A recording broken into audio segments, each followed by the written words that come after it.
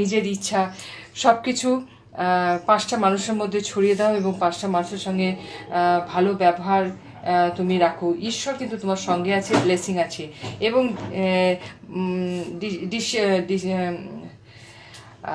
ডিসিপেটিং মানে তোমার মধ্যে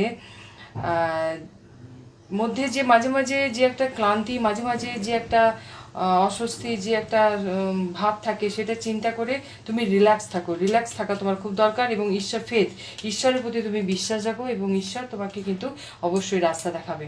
যখনই তুমি কোনো প্রবলেম পড়বে, সমস্যা, তুমি তোমার ভগবানকে জানাবে, তাহলে দেখবে তুমি একটা রাস্তা, তুমি একটা দিক তুমি খুঁজে পাচ্ছ।